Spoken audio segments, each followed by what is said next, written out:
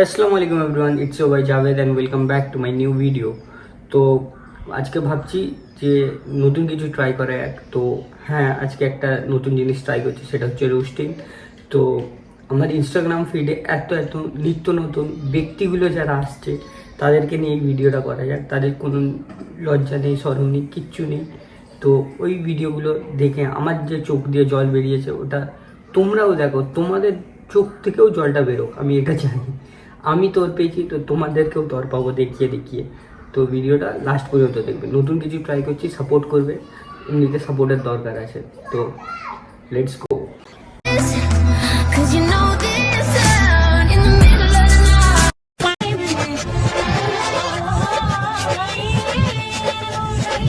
আরে লরি কাকু, তুমি থামিয়ে দিলে কেন?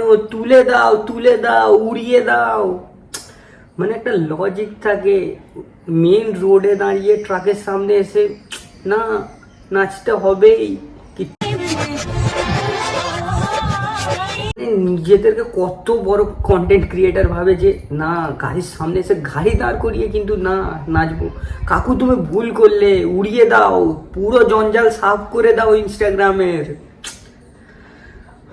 যাই বলো, লরি ড্রাইভারটা খুবই ভালো। যদি সালমান খানের মতো मैं आ जाऊं क्या अपनी पर ড্রাইভার হতো তো দিদি।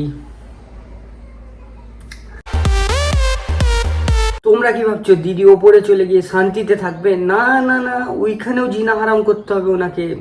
তোমরা বুঝছো না, ওইখানেও যমুনাদের সাথে গিয়ে ইমরান হাশমির গানে তালে তাল মিলিয়ে ওইখানেও ডান্স করবে। বাহ কাকু বাহ, আমি এতে তোমাকে সাপোর্ট করবো, 101% সাপোর্ট করবো। আর মেয়েটাকে দেখো, এদিকে ভাত গোলে ক্ষীর হয়ে যাচ্ছে, কিন্তু না না না না, রিলস থামবে না, রিলস বানিয়ে যেতে হবে। বাহ কাকু বাহ।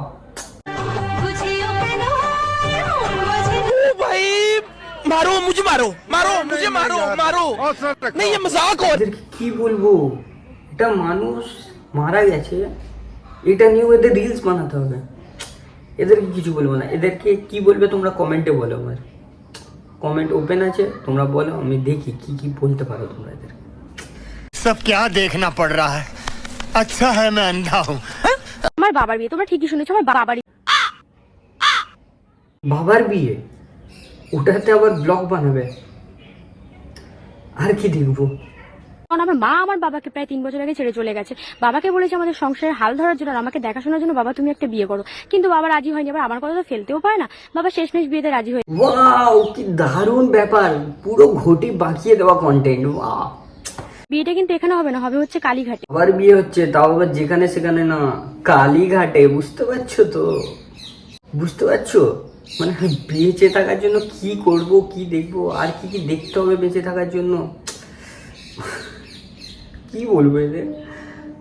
গাইস, তো আজকে আমাদের এখানে ঝড় আসবে। তো গাইস, আজকের ভিডিওটা দেখা যাক। তাই আমি ভাবলাম তাড়াতাড়ি আমি একটু রেডি হয়ে নিই, ঝড় আসবে বলে কথা। তো তাড়াতাড়ি আমি একটা জিন্স আর একটা ক্রপ টপ বের করে নিই। মানে আর কি দেখবো, ঝড় আসবে, কিন্তু না না না না না, ঝড় আসছে তো কি হয়েছে, আমাকে গেট রেডি উইথ মি বানাতে হবে, কিচ্ছু করার নেই।